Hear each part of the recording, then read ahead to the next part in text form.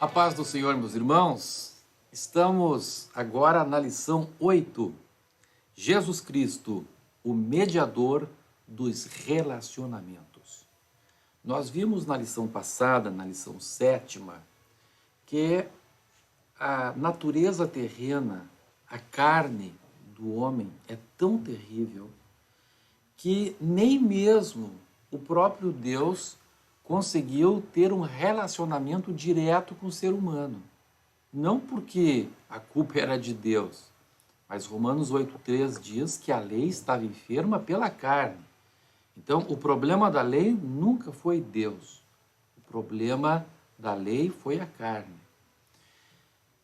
E vimos, então, que a única forma de Deus manter um relacionamento com o ser humano foi mediante um mediador.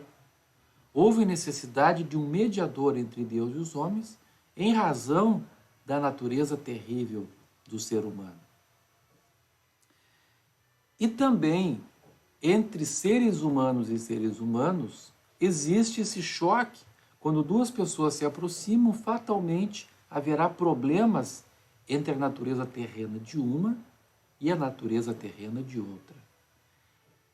E a mesma solução que a Bíblia Sagrada aponta para a mediação entre Deus e os homens, a Bíblia apresenta também a solução de mediação entre homens e homens.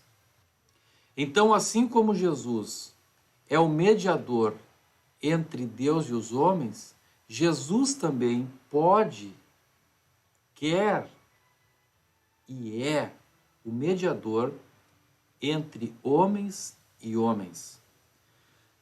A Bíblia Sagrada fala em Efésios capítulo 2, verso 14, porque Ele é a nossa paz. Ele é a nossa paz, o qual de ambos fez um, e tendo derribado a parede da separação que estava no meio, a inimizade. A Bíblia diz aqui então que Jesus é a nossa paz e de dois ele faz um. E aqui especificamente a palavra de Deus está se referindo a respeito do povo judeu e do povo gentil. A mesma verdade nós encontramos, e isso não está na revista, agora você deve anotar, encontramos em Colossenses no capítulo 3. E diz assim, no verso 11, no qual não pode haver grego nem judeu, circuncisão nem incircuncisão, bárbaro, cita, escravo, livre, porém Cristo é tudo em todos. Olha que coisa fantástica. A Bíblia está dizendo aqui que não pode haver grego nem judeu, circuncisão nem incircuncisão, bárbaro, cita, escravo, livre. Ora, naquele tempo havia uma profunda separação entre um escravo e um livre. Mas aqui a Bíblia está dizendo que por meio de Jesus, esse mediador, ele faz com que um escravo e um livre sejam um. Havia uma profunda separação entre gregos e bárbaros. O que significa bárbaro? Naquele tempo, no tempo em que a Bíblia foi escrita, a palavra bárbaro não tinha o mesmo sentido que tem hoje. Hoje a palavra bárbaro tem o sentido de selvagem, naquele tempo não. O que era um bárbaro? Bárbaro naquele tempo era alguém que não falava nem a língua grega e nem o latim. Então, romanos e gregos entendiam como bárbaros aqueles que não falavam nem o grego nem o latim. Ou seja, para eles, o grego e o latim era língua de gente. Não era grego, não era latim, então não era língua de gente. Era um bárbaro. Era gente que falava bárbaro. Então, daí, bárbaro. Então, Deus está dizendo aqui que por meio de Jesus, que por meio de Jesus, ambos são feitos um, gregos e bárbaros. Agora, o mais incrível que tem aqui, o mais incrível, é que Deus está dizendo que por meio de Jesus, até um cita podia ser considerado um só, como um judeu, um só com um grego. Quem eram os citas? Olha, meus irmãos, eu fiquei impressionado quando fui estudei em diversas fontes históricas, o que era o povo cita. O povo cita é um povo que vivia ao norte da Grécia, até a Ucrânia, e descendo ali para o sul, até chegar no Irã. Eles conquistaram, inclusive, o leste do Irã. Então, naquela região entre o Mar Negro, o Mar Cáspio, onde hoje é a Ucrânia, Pérsia, antiga Pérsia, hoje Irã, Afeganistão, toda aquela região, os citas, eles aterrorizaram aquela região. Os citas eram um povo de guerreiros. E eles eram tão guerreiros. Olha só como era essa gente. Eles eram tão guerreiros que as mulheres lutavam junto com os homens. As meninas tinham o seio direito amputado. Então, quando a menina ainda nem tinha o seio desenvolvido, era amputado. Para quê? Para que a menina, então, quando crescesse, não tivesse atrapalho no seu lado direito, o seio não lhe atrapalhasse, para ela manejar a espada. Uma moça, para casar-se, ela tinha que dar uma prova de que estava apta para casar. Você sabe qual era a prova que uma moça tinha que dar para estar apta para casar? Ela tinha que matar pelo menos 3 homens numa batalha. Era a prova que uma moça estaria apta para casar. Tinha que matar 3 homens numa batalha. Mais um pouquinho sobre os citas. Eles foram o povo da antiguidade que introduziu a maconha. Sim, os citas eram maconheiros. E eles fumavam, eles cheiravam maconha em conjunto. Eles colocavam as sementes da cannabis sativa num caldeirão e ali então ateavam fogo e até que aquela fumaceira então impregnasse todo o ambiente. E ali eles ficavam juntos e se dopavam e começavam a gritar e entravam em euforia, em histerismo. Olha só, um povo mau, um povo guerreiro, um povo drogado. Veja a ação diabólica na vida deles era tão grande que eles eram conhecidos também por se tatuarem. Eles tinham todo o corpo tatuado, com demônios, com deuses mitológicos. Veja a origem da tatuagem. Então, imagine só um povo todo tatuado, guerreiro, drogado. E a crueldade deles era a tal ponto, isso nem todos os historiadores confirmam, mas alguns historiadores, baseados em Heródoto, dizem que eles chegavam a matar os inimigos do campo de batalha, tiravam o couro cabeludo, tiravam o escalpo e faziam do crânio dos inimigos um vaso para beber o sangue dos soldados que eram mortos. Quando um rei morria, quando um rei cita morria, uma de suas esposas e os seus auxiliares mais chegados também eram mortos. Eram mortos. Os cavalos também eram mortos e os defuntos eram colocados, montados em cima dos cavalos mortos, ao redor do corpo do rei morto. Então veja, parece o cúmulo o cúmulo da maldade, o cúmulo do cúmulo da perversidade na vida desse povo. Mas agora, este povo que era temido, que era odiado, que era rejeitado pelos demais, como um povo terrível, povo cruel, povo sanguinário. Agora o apóstolo Paulo escreve dizendo que por meio de Jesus, glória a Deus, citas e judeus são um só. Jesus é o mediador. Jesus é o mediador que pode fazer duas pessoas totalmente sem afinidade, totalmente sem comunhão, por meio desta mediação em Jesus.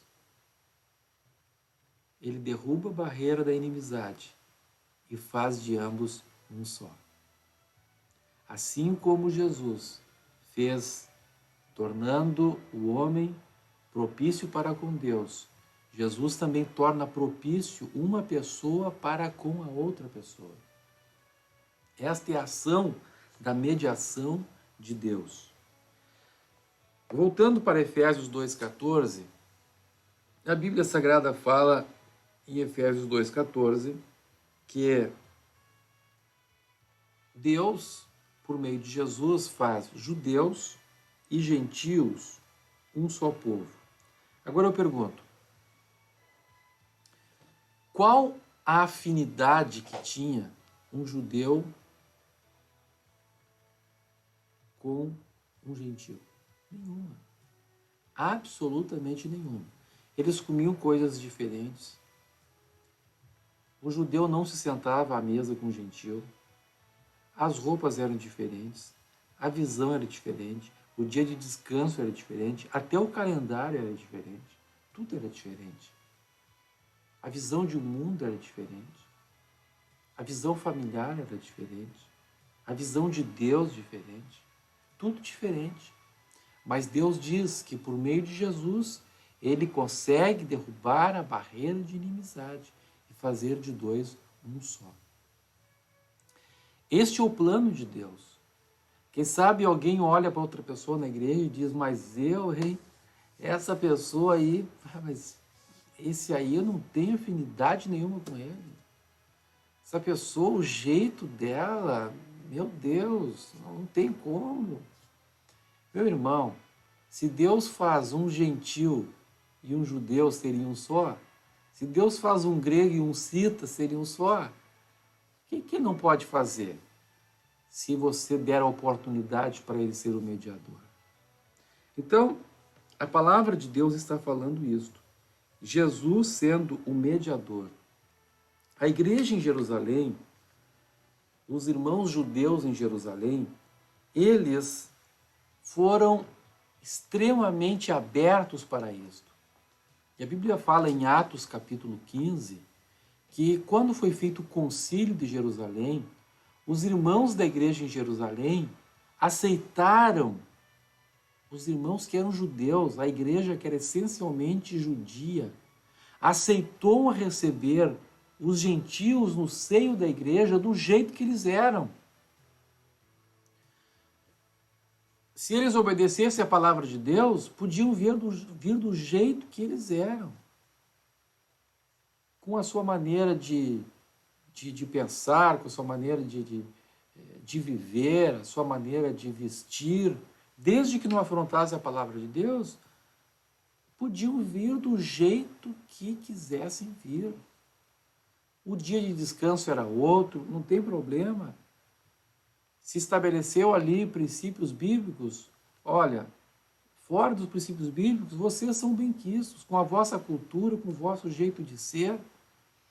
Lógico, não podemos esquecer que quando a cultura bate contra a palavra de Deus, vale a palavra de Deus. Mas ali, os nossos irmãos em Jerusalém aceitaram a ação de Jesus na vida deles. E eles pensaram, não, em Jesus nós somos um só. E receberam todos os gentios, colocando Cristo acima de todas as coisas. No entanto, o que aconteceu?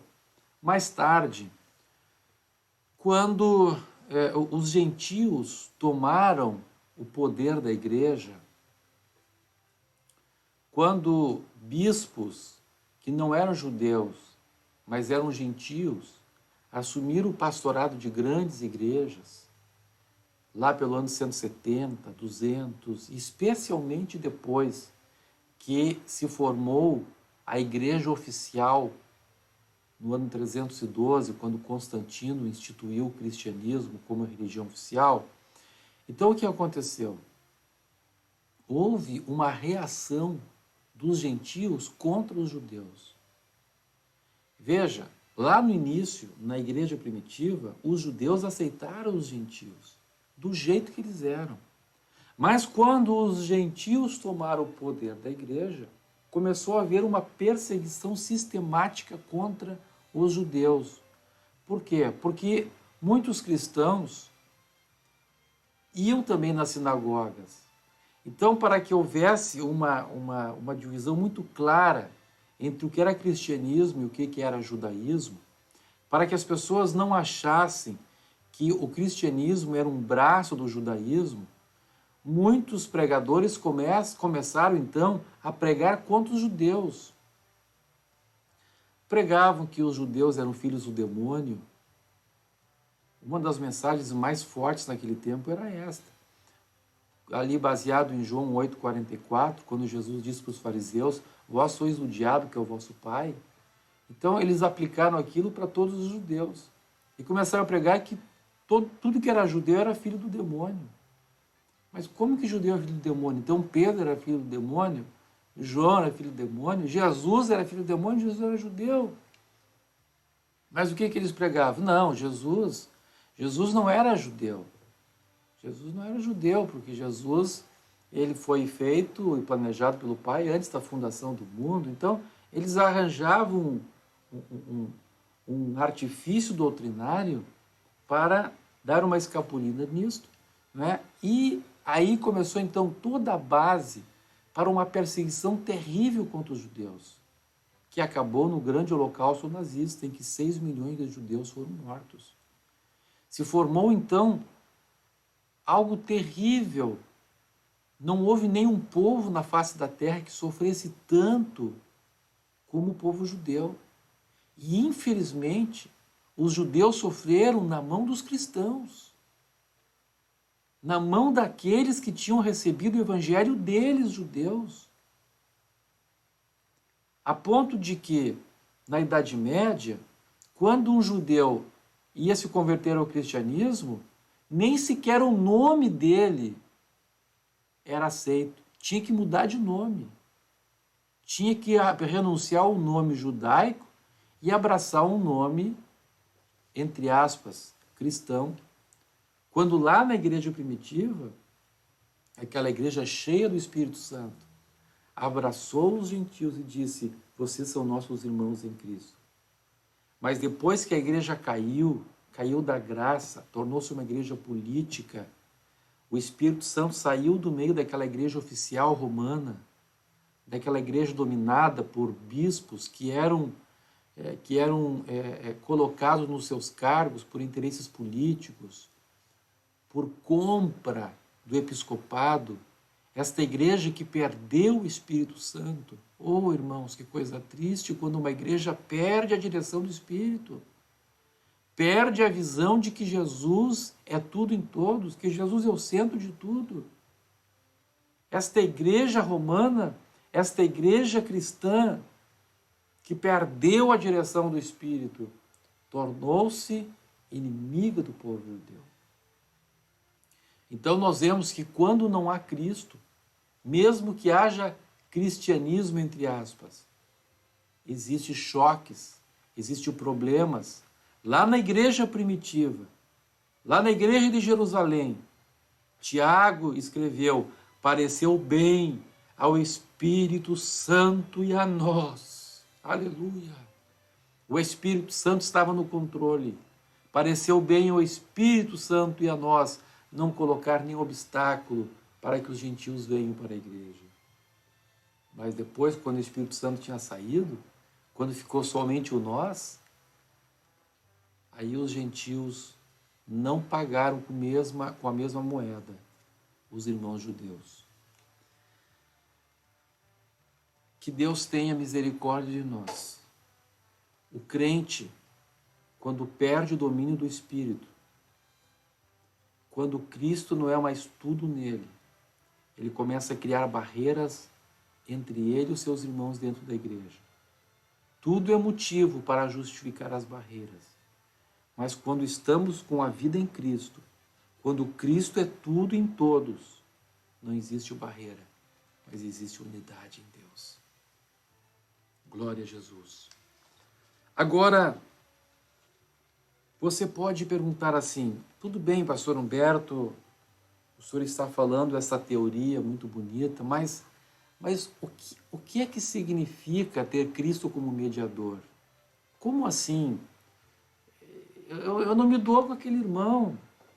Pastor Humberto, eu não tenho afinidade com aquela outra irmã lá.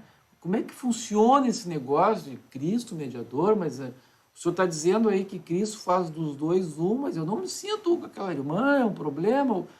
Como é que funciona esse negócio de colocar Cristo como mediador? O senhor está dizendo que se a gente entra em contato direto, se eu não tenho afinidade com uma irmã, não tenho afinidade com o irmão, e vou lá tentar consertar as coisas direto, fica cada vez pior. E realmente é isso mesmo. Né? Vai tentar acertar e fica cada vez pior. Né? Cada vez fica maior a separação, maior o abismo. Né? Vai tentar ajeitar a coisa e aí briga de novo, e aí cada vez aumenta a amargura, aumenta o problema. Pastor, como é que funciona esse negócio de Jesus ser mediador? Bem, temos algumas coisas. Em primeiro lugar, ouça bem o que eu vou dizer. Ter Cristo como mediador significa que ouça bem, em vez de você falar de Jesus para outra pessoa, você vai falar com Jesus sobre a outra pessoa. Está entendendo? Se você falar de Jesus para outra pessoa, é você e ela diretamente. Agora, se você falar com Jesus sobre aquela pessoa, aí você está colocando Jesus no meio. Aqui está você, aqui está aquela pessoa.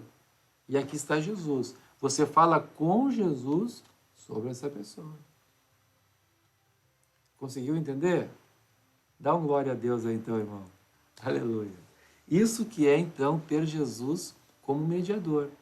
Certo? Então, o que acontece? O que acontece com problemas de relacionamento dentro da igreja? As pessoas não se doem, não suportam. Então, umas o que acontece? Umas se separam. Esse irmão não está certo, não quero saber dele e tal. Umas fazem isso. E outras, mais solistas,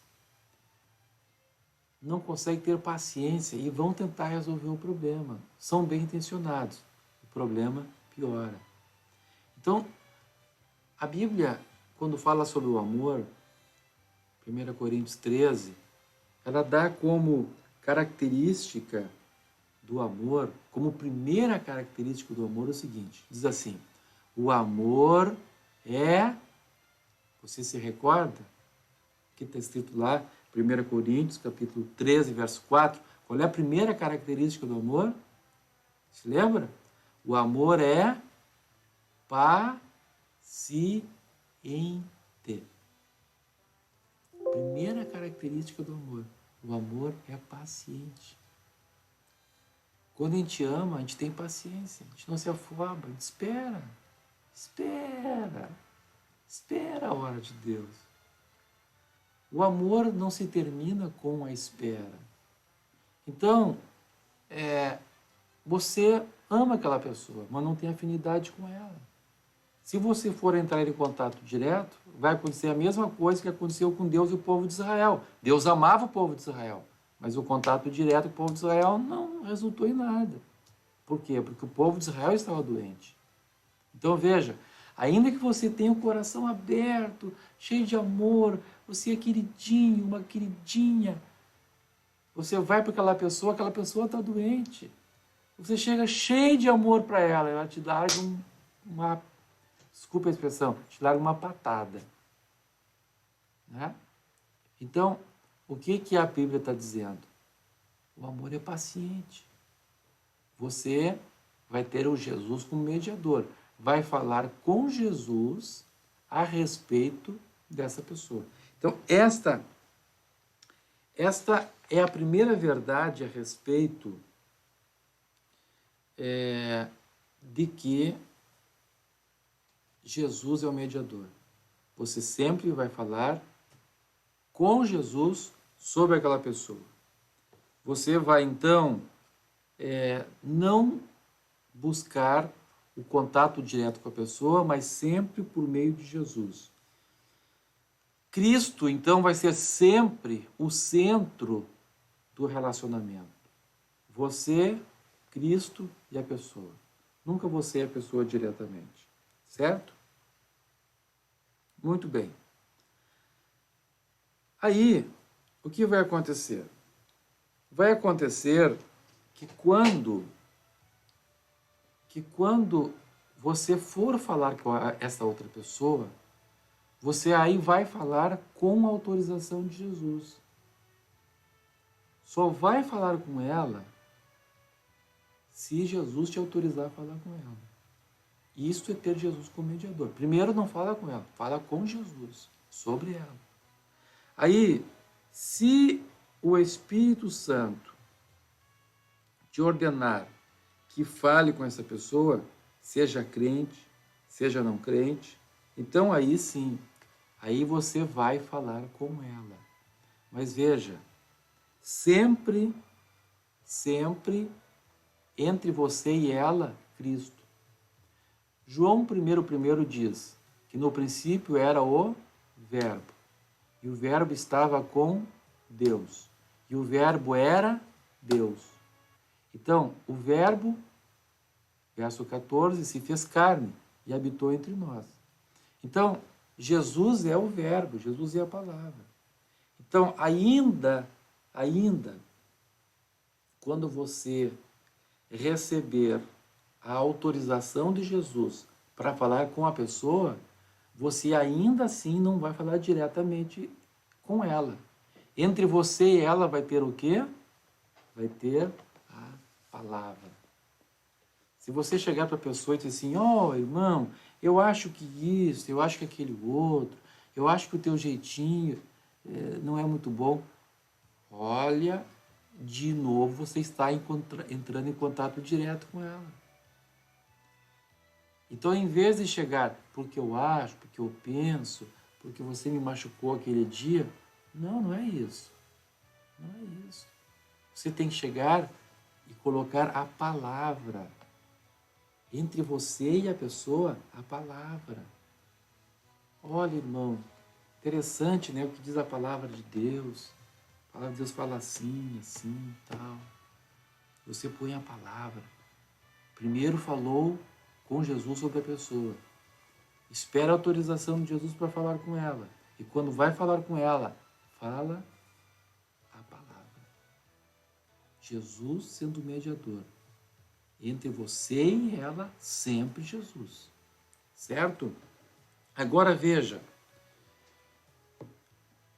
Quando a palavra de Deus diz, se o teu irmão pecar contra ti, vai ter com ele, está falando exatamente sobre isso. O que é pecar? Pecar significa contrariar a palavra. Ali não está falando se o teu irmão tem problema de afinidade contigo, não é isso. Se o teu irmão pecar contra ti, vai ter com ele. Mas, quando você vai ter com um pecador, o que a gente vai falar? A palavra. Tem que mostrar para ele a palavra. Gálatas 6 diz, se alguém for pego em falta, vai ter com ele, com espírito de brandura. Levando o quê? A palavra. Sempre entre você e a pessoa, Jesus como mediador. Sempre que você quiser entrar em contato direto, você vai ter problema. Porque vai ser carne contra carne. Ou vai ser espírito contra carne. vai sempre haver problema de relacionamento. Deus não quer que na sua igreja haja contato direto entre crente e crente. Sempre Jesus como sendo o mediador. Sempre Jesus o meio. Sempre Jesus resolvendo os assuntos. Até mesmo dentro da família. O que é que está escrito em Malaquias capítulo 4, verso 6? Diz assim, que o Senhor converterá o coração dos pais aos filhos e o coração dos filhos a seus pais. Então veja, há momentos na família que se o pai vai falar com o filho vai explodir, ainda mais se for adolescente. Esse velho careta, esse velho que não me entende. Então o que diz a Bíblia? Diz assim a palavra de Deus, para que eu não venha e fira a terra com maldição, diz o Senhor, que Ele converte o coração do pai ao filho e o coração do filho ao pai. Olha o mediador aí. Olha o mediador. Pai, em vez de você estar toda hora falando de Jesus com teu filho, ó filho, porque Deus quer assim, Deus, isso, ó, tem que ser desse jeito. Para um pouquinho. Em vez de falar de Deus para o teu filho, fala primeiro com Deus sobre o teu filho. Se você é filho, se você é jovem, está enfrentando um problema com o teu pai, com a tua mãe, em vez de ficar batendo boca com a tua mãe, para com isso. Fala com o mediador. Vai falar com Jesus sobre a tua mãe. Vai falar com Jesus sobre o teu pai. Mediador. Jesus, mediador entre Deus e os homens. Jesus, mediador entre homens e homens. Glória a Deus. Aleluia. Bendito é o nome do Senhor. Nós vemos um exemplo bíblico que é entre Cornélio e Pedro. Cornélio era um romano, oficial do exército romano, homem culto, homem cosmopolita. Quem era Pedro? Pedro era um rude pescador, ignorante das letras, judeu, lá da Galileia. Não falava nem o hebraico corretamente, o aramaico. Falava lá um dialeto da Galileia. Eu estava lendo que os galileus nem sequer o nome de Jesus falavam corretamente. O nome de Jesus em aramaico é Yeshua. E os galileus falavam Yeshu. Ou seja, nem o nome de Jesus sabia falar. Então, Pedro, um rude pescador. Cornélio, um homem da alta, oficial, centurião da corte latina, correspondente hoje a um coronel do exército. Que afinidade tinha entre esses dois homens? Nenhuma. Que possibilidade esses homens tinham de sentar e conversar frente a frente? Nenhuma. Mas, aleluia, glória a Deus. Um dia Cornélio estava orando às 3 horas da tarde e Deus mandou o anjo falar com ele e disse, vai lá, manda alguém chamar Pedro para Pedro vir na tua casa falar contigo. E ele manda os seus auxiliares irem falar com Pedro. Mas da onde que Pedro ia ir? Pedro mesmo diz em Atos capítulo 10, na revista está bem explicitado isso, ele diz assim, um judeu jamais vai entrar na casa de um que não seja da raça dele. Eu jamais ia aceitar o convite do Cornélio. Mas o que aconteceu? Lá no meio-dia do outro dia, Pedro estava orando também. E o mesmo Deus que falou com Cornélio, falou com Pedro, preparou o coração do Pedro para receber a palavra do Cornélio. Então veja uma coisa, muitas vezes, se você não falar antes com o mediador, se o mediador não preparar o coração da outra pessoa, você vai falar com ela, ela vai rechaçar a mensagem tua, mesmo que seja de Deus. A mensagem que Cornélio tinha era de Deus. Mas se Deus não preparasse o coração de Pedro para receber aquela mensagem, Pedro não ia aceitar. Pedro não ia aceitar. Nós vemos outro exemplo de Maria. Maria ficou grávida. E eu acho que Maria não falou com Deus. Maria não falou com Deus a respeito de José. A pobre da Mariazinha foi direto falar com José. E ela chegou toda envergonhada e disse: Zé, eu estou grávida, Zé. E o Zé arrepiou os cabelos. E disse: mas como? Como grávida? Se eu nunca tive relação contigo, tu me traíste? Tu me traíste? E é interessante notar uma coisa. É interessante que para o judeu, interessante isso, para o judeu, uma noiva que traísse o noivo era pior que a esposa que traísse o esposo. A noiva trair o noivo era considerado igual à ofensa de alguém adulterar com a própria mãe. Que coisa isso! Estava lendo isso no Novo Testamento judaico, comentado por Stern, um judeu messiânico. Então, olha o absurdo que foi para José ouvir aquilo de Maria. E o que aconteceu? O José saiu desesperado, deixou a pobre Mariazinha, quem sabe chorando. A Bíblia não fala nada, mas quem sabe até disse palavras para ela, duras. Eu não sei o que aconteceu. E o José ficou apavorado, angustiado, lutando e pensando: eu vou deixar essa mulher, essa safada, olha o que ela fez para mim, mas o pior é que eu amo essa safada. Eu não vou deixar ela ser apedrejada, eu vou embora daqui. E aí que veio Deus e disse para José: José, não temas a receber Maria como tua esposa. A mensagem que ela falou para ti era verdadeira. O ser que está no ventre dela foi gerado pelo Espírito Santo. Aquilo que era impossível para o José aceitar, Deus mediou a situação entre ela e José. Agora, quem sabe se Maria tivesse orado antes, né? Quem sabe se Maria tivesse orado até que Deus falasse com José, não teria havido todo aquele sofrimento. Você está entendendo a diferença? Então, Maria correu na frente, possivelmente. Né? Estou fazendo uma conjectura. Quem sabe se ela tivesse orado até que Deus falasse com José, aí o José chegaria para ela e perguntaria: escuta, Maria, tu tá grávida? Eu disse: como é que você sabe? Deus falou comigo, tá grávida? Ela disse assim: pois é, Zé, sabe, aconteceu assim, assim, assim, assim. Ou seja, ela teria falado primeiro com Deus sobre José.